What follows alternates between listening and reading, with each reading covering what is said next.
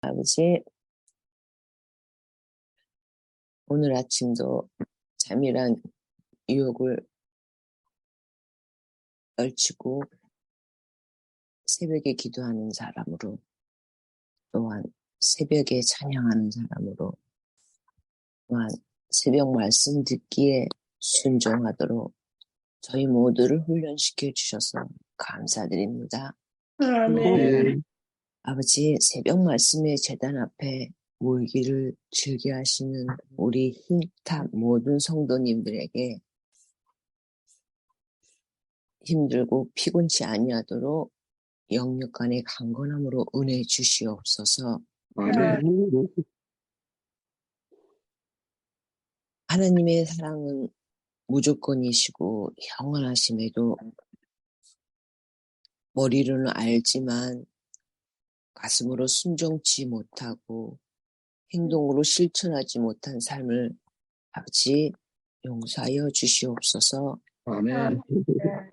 주님께서 베풀어 주신 사랑과 은혜를 저희는 깨닫고 회개하기를 원하오며 주변의 형제들에게 사랑을 베풀 수 있는 믿음으로 변화받기를 원하오니 아버지 이 시간도 저희들과 함께하여 주시옵소서. 아멘. 또 형제 사랑하기를 용기가 부족하여 망설이거나 또 다른 성품이나 성격적으로 쉽게 외향적인 성격이 되지 못하여 누군가에게 가까이 다가갈 수 없는 그런 소극적인 성품을 가진 아버지의 자녀들도 있다면 그러한 성품까지도 아버지 변화시켜 주시옵기를 간절히 바라옵나이다. 아멘. 아버지 지금 이 시간 목사님으로부터 주님의 말씀을 듣습니다. 성령의 능력으로 붙들어 주시옵시고 목사님의 말씀을 저희가 들음으로 열린 귀가 되도록 도와주시옵시며 또한 들음으로 저희가 아멘으로 화답할 수 있도록 이 시간 큰 은혜 주시옵기를 바랍니다. 아버지 오늘 하루도 하나님의 도우심과 의지함으로 시작하며 지내려 합니다. 우리 모두에게 기쁜 하루가 되도록 도와주시기를 간구드리며 이 모든 말씀 예수님 이름으로 기도드리옵나이다. 아멘. 아멘. 감사합니다. 네, 감사합니다. 오늘은 요한일서 4장 14절로 21절에 있는 말씀을 함께 나누면서 은혜를 나누도록 하겠습니다. 4장 14절입니다. 아버지가 아들을 세상의 구주로 보내신 것을 우리가 보았고 또 증언하노니. 여기 요한이 세상에 있는 사람들, 세상에 있는 사람들의 구주로 아들을 보냈다.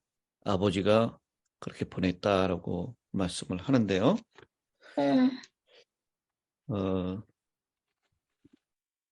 예수님은 보냄을 받음으로 구주가 된 것이 아니라 성육신 이후뿐만 아니라 그 이전에도 구주였습니다. 세상을 창조하기 전부터 사람이 타락하기 전부터 주님께서는 자신을 세상을 위한 구주로 구원자로 그렇게 작정하시고 결심하셨습니다. 요한이 그리스도의 구속하는 사역에 대한 모든 것을 말해야 하는데도 불구하고 구주라고 하는 표현을 그렇게 자주 사용하지는 않은 것 같습니다. 요한복음 4장 42절에 그 여자에게 말하되 이제 우리가 믿는 것은 네 말로 인함이 아니니 이는 우리가 친히 듣고 그가 참으로 세상의 구주신 줄 알미라 하였더라. 예. 이 요한복음에 이 구주라고 하는 표현이 이 요한복음 4장 42절에 나오고요. 딱 한 번 나오고 그 다음에 이 요한일서 오늘 본문이 4장 14절에 세상의 구주라고 하는 표현이 또 한 번 나옵니다. 이렇게 해서 구주라고 하는 표현을 그렇게 요한이 자주 사용하는 것은 아니다라는 것을 우리가 알게 되는데요. 누구든지 15절입니다. 예, 그 14절에 구주로 보내신 것을 우리가 보았고 또 증언하노니라고 했습니다. 예, 요한 1서를 시작하면서 태초부터 있는 생명의 말씀에 관하여는 우리가 들은 바요, 눈으로 본 바요, 자세히 보고 우리 손으로 만진 바라라고 여기서 얘기하고 있는 우리는 사도 요한을 포함한 예수님을 직접 보았고 그 가르침을 받았던 다른 사도들을 포함한 그런 말일 것입니다. 구원자 되시는 구세주 되시는 아들 예수 그리스도를 직접 보았고 또 이제는 직접 증언한다라고 얘기합니다. 그러면서 누구든지 예수를 하나님의 아들이라 시인하면 하나님이 그의 안에 거하시고 그도 하나님 안에 거하느니라. 그러니까 요한이 계속해서 예수 그냥 사람들이 요즘 사람들도요 예수를 4대 성인 중에 하나로만 생각합니다. 그냥 사람으로만 생각하는 이 믿음을 가지고 있는 것이죠. 그런데 그 예수가 하나님의 아들, 곧 하나님인 것을 시인하는 사람은 하나님이 그 안에 있는 것이고 그들이 하나님 안에 있는 것이다라고 그렇게 말씀을 하고 있습니다. 이 안에 있다라고 하는 것은 거한다라고 하는 다른 표현인데요. 같이 산다라는 표현이고 이것이 바로 요한 1서에 얘기하고 있는 사귐, 코이노니아를 의미하는 것입니다. 이 사귐이 있는 자, 그 사람만이 예수가 하나님의 아들인 것을 시인하게 된다라고 하는. 그러면서 하나님이 우리를 사랑하시는 사랑을 우리가 알고 믿었노니, 우리가 요한복음을 공부할 때도 이 알고 믿었다라고 하는 표현, 그러니까 아는 거하고 믿는 거하고 같이 간다라는 것이죠. 그 아는 것은 그냥 단순한 믿음, 이 지식이 아니고요. 체험적인 지식이죠. 기노스코, 알다라고 하는 동사를 사용했는데 이 기노스코라고 하는 것의 명사가 그노시 있습니다. 당시 이 영지주의자들, 이 영지, 영적인 지식, 이 신비로운 지식을 가지고 있는 자만이 구원을 받는다라고 얘기했는데 그것은 이제 명사로 사용했는데요. 사도 요한은 이 안다라고 하는 표현을 지식이라고 하는 말로만 그냥 그렇게 명사로 사용하지 않는 것을 보게 됩니다. 알다, 동사로 기노스코라고 하는 동사를 사용하는데 이것은 경험적으로 알고 관계적으로 알고 체험적으로 아는 알을 얘기하는 것입니다. 그래서 우리를 사랑하시는 사랑을 우리가 알고 믿었노니 하나님은 사랑이시라. 사랑 안에 거하는 자는 하나님 안에 거하고 하나님도 그의 안에 거하느니라. 우리 5절에 있는 말씀과 16절에 있는 말씀을 함께 묶어서 생각하면요. 예수를 하나님의 아들이라고 시인하는 사람은 하나님과 교제가 있다라고 얘기를 하고 있고, 또 이 하나님의 사랑 안에 거하는 자는 그 사랑 안에 거하는 자는 하나님 안에 거하고 하나님도 그의 안에 거하느니라. 그러니까 이 사랑이라고 하는 것, 이것은 바로 예수가 하나님의 아들이라는 것을 시인하는 사람만이 사랑할 수 있다. 사랑하는 사람은, 하나님의 사랑을 하는 사람은 예수가 하나님의 아들인 것을 시인한다. 이 두 가지의 이 명제가 다 참이다라고 하는 것을 보여주고 있습니다. 왜냐하면 하나님은 사랑이시기 때문에 그렇게 말씀을 하고 있습니다. 17절, 이로써 사랑이 우리에게 온전히 이루어진 것은 우리로 심판날에 담대함을 가지게 하려 함이니. 여기 담대함을 가진다라고 하는 이 표현, 우리가 지난번에도 한번 살펴봤는데요.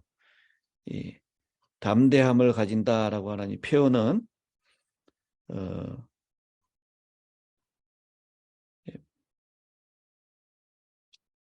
주님 앞에서 거리낌 없이 아무 말이나 할 수 있는 그런 상태를 얘기합니다.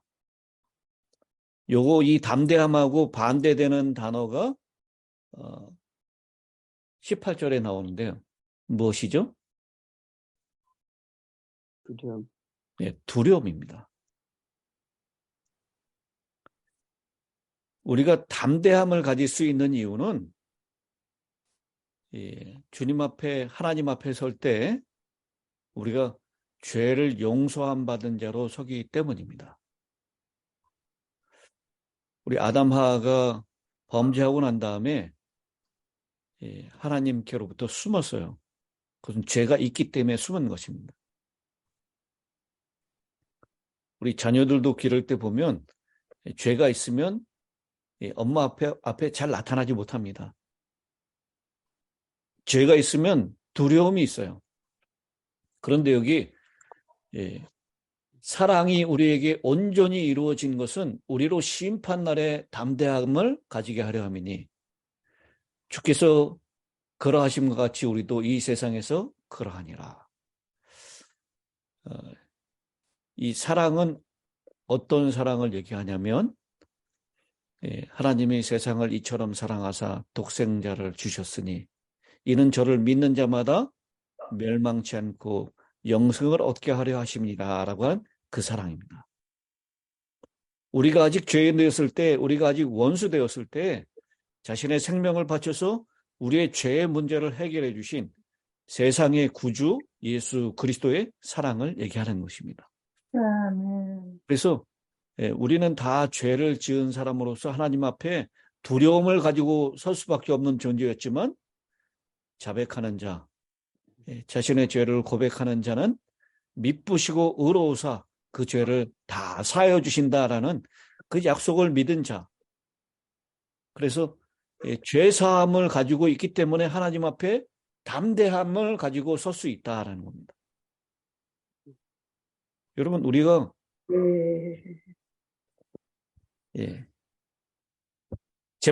재판장에 나가면 우리 모두가 다 좀 불편하죠.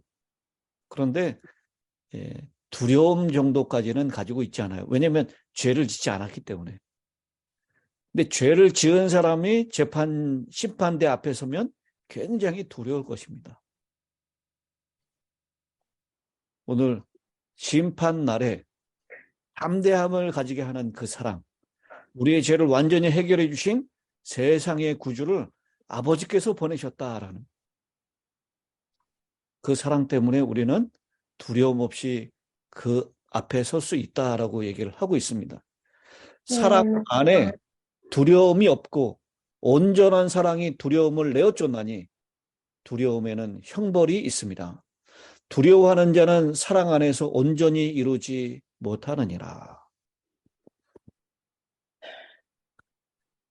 여러분, 혹시 마음에 두려움이 있으신가요?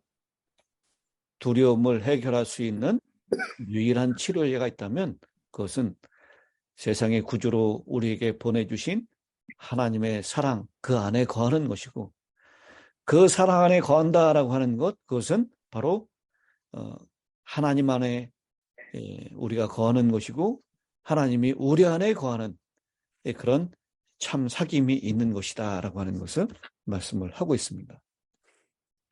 그런데요, 그 사랑은 우리 안에 있는 것이라고요? 그 사랑은 우리 안에 있는 것이 아니었다라는 것입니다.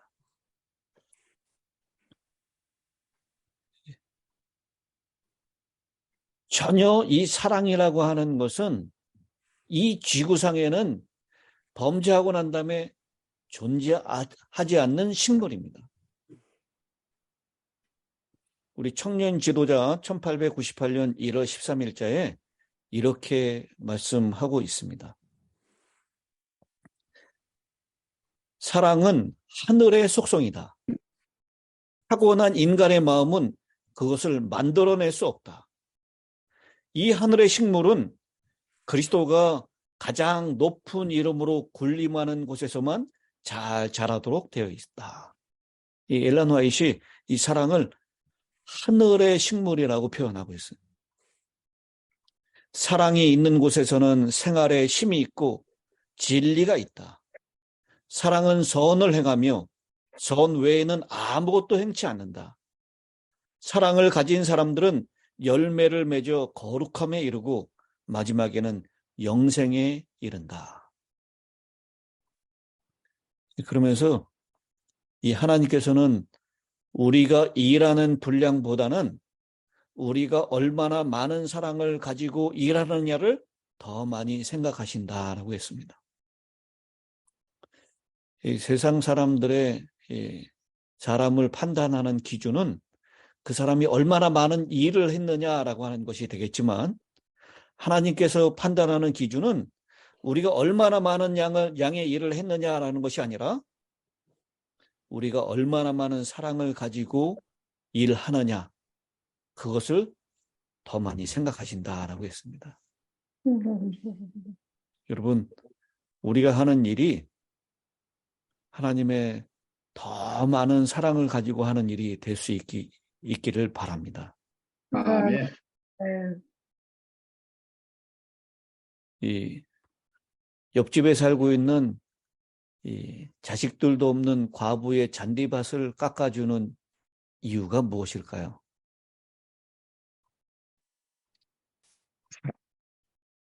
이 많은 생각을 하게 하죠. 옆집에 살고 있는 이제 죽을 날이 얼마 남지 않은 그 과부의 잔디밭을 그 옆에 있는 젊은이가 열심히 깎아줘요.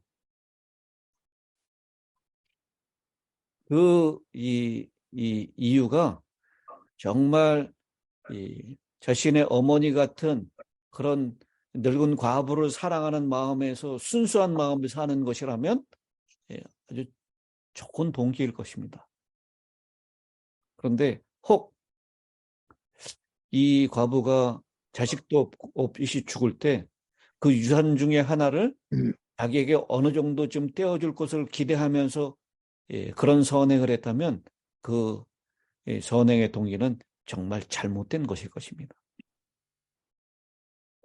순수한 사랑은 단순하게 작용하고 다른 모든 행동 원칙과 구별됩니다. 그것이 세속적인 동기와 이기적 관심과 섞여 있을 때 그 순수성을 잃고 말 것입니다. 사랑은 우리에게 있는 것이 아니었습니다. 우리는 사랑할 줄도 모르는 사람이었어요. 이 사랑이라고 하는 유전자가 변질되어서 우리가 나타내는 사랑조차도 세속적이고 이기적인 동기 때문에 했던 이 사랑을 흉내내는 사람밖에 아니었다라는 것입니다. 그런데요, 19절에 그렇게 말씀합니다. 우리가 사랑함은 그가 먼저 우리를 사랑하셨습니다.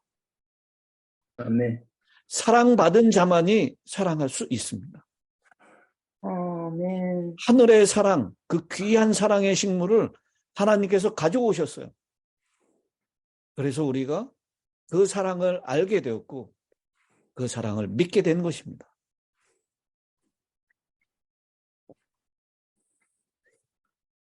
여러분, 하나님 사랑하는 것이 쉬운 것 같습니까? 우리 주변에 있는 이웃을 사랑하는 것이 쉬운 것 같습니까? 어느 게 쉬운 것 같죠?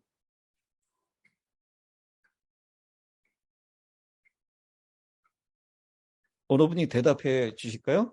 하나님 사랑하는 게 쉽습니까? 이웃 사랑하는 게 쉽습니까? 하나님 사랑이 쉽습니다. 예.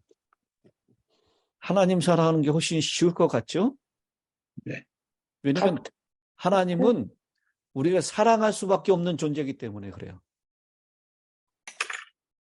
우리가 하나님을 사랑하지 않을 이유가 없는 그분은 온통 사랑이기 때문에 하나님을 사랑하는 것이 훨씬 쉽습니다.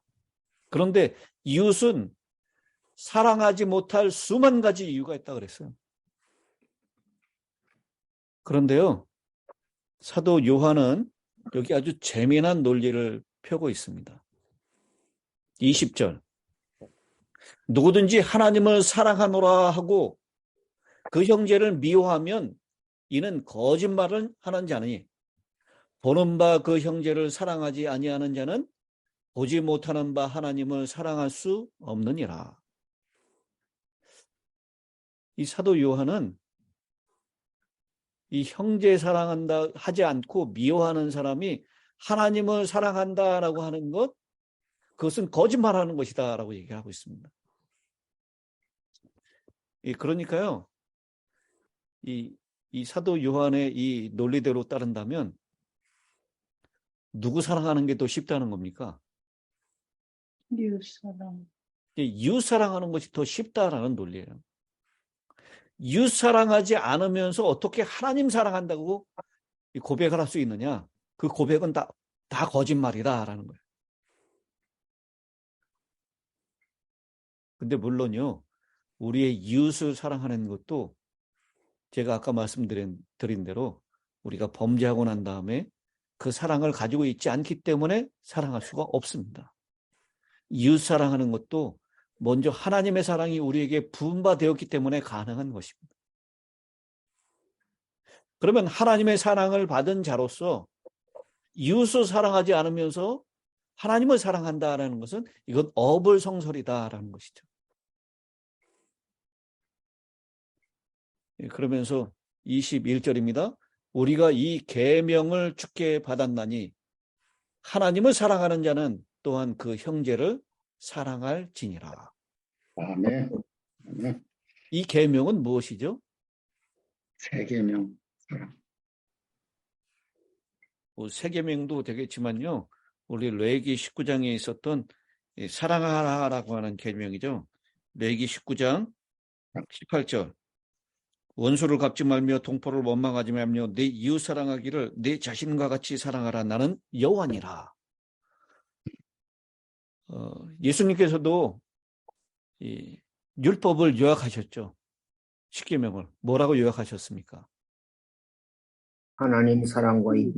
하나님 사랑, 이웃 사랑입니다. 이 요한은 그것을 너무나 잘 알고 있었기 때문에 여기서 이 계명들이라고 표현을 하고 있습니다.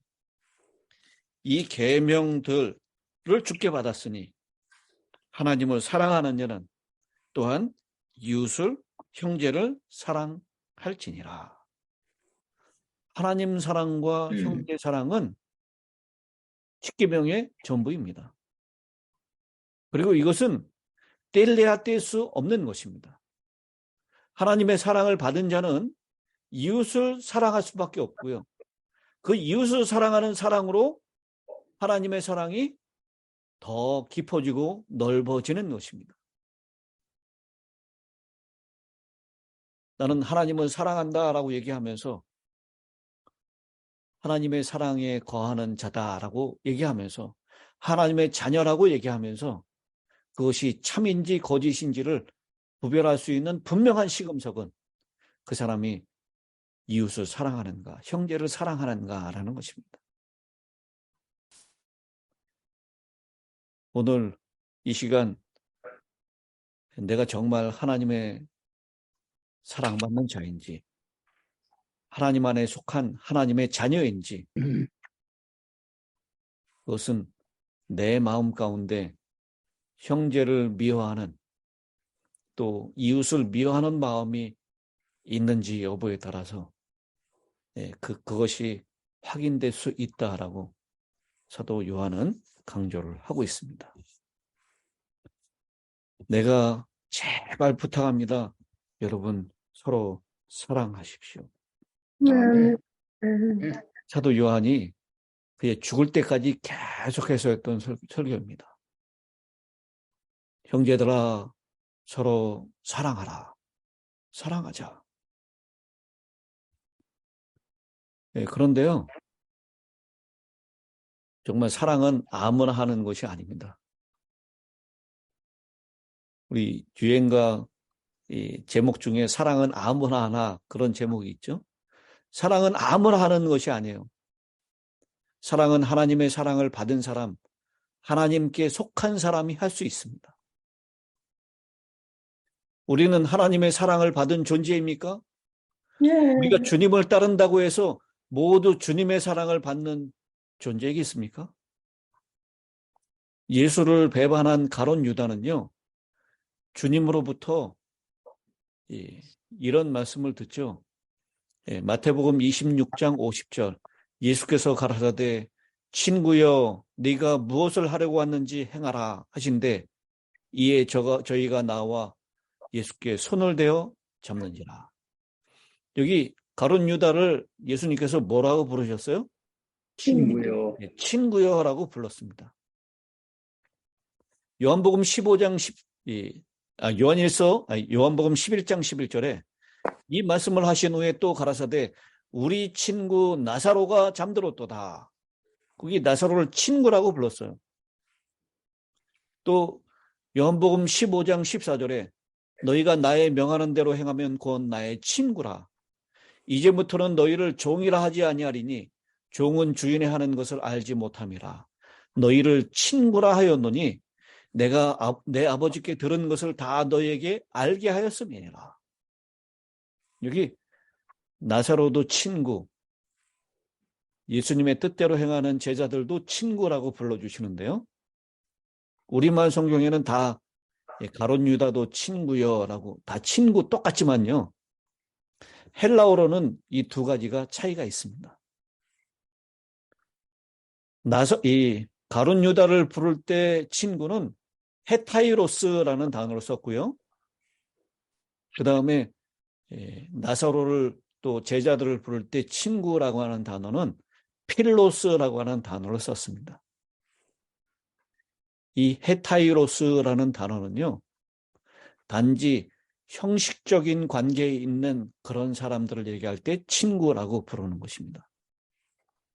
근데 필로스라고 하는 이 친구는요, 하나님의 사랑을 받아서 하나님의 사랑하는 관계에 있는 사람들, 그 사랑을 주고받고 그 사랑 안에 거하는 사람들을 필로스라고 부르는 것입니다. 예수님과 관계를 맺고 있긴 한데 단지 형식적인 관계, 깊은 사귐이 없는 관계는 헤타이로스 친구입니다. 그런데 그 사랑 안에 거하고 사랑을 주고받는 관계가 된다면 그것은 필로스라고 하는 친구입니다. 오늘 하루 나에게 필로스라고 불러주시는 주님을 생각하면서 하나님 사랑과 사람 사랑을 그 사랑을 받아서 하나님 사랑과 사람 사랑이 더 넓어지고 깊어지는 오늘 하루가 되시기를 간절히 바랍니다.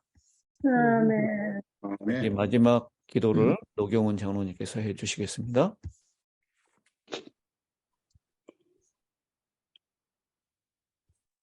하늘에 계시는 우리 아버지 하나님, 이른 아침에 저희들을 불러주시고 주님의 앞에 더욱 가까이 이끄셔서 사랑하시는 주님의 종을 통하여 우리에게 영원한 생명, 영원한 사랑, 영원한 우리 주님의 말씀을 우리 모두의 심령에 가득히 충만히 채워주셔서 감사드립니다. 아멘. 저희들에게 주신 이 거룩한 말씀을 아버지여, 사랑하는 여기에 계신 우리의 힐탑의 모든 성도들, 그리고 함께 하시지 못한 성도들도 성령의 은혜와 역사로 말미암아 이 귀한 생명의 말씀이 우리 모두의 심령에 영원토록 살아계셔서 우리를 더욱 가까이 아버지께 이끄시는 거룩한 말씀이 되도록 은혜에 배워주시옵기를 이 아침에 아버지 앞에 간절히 간구하고 기도하옵나이다. 주님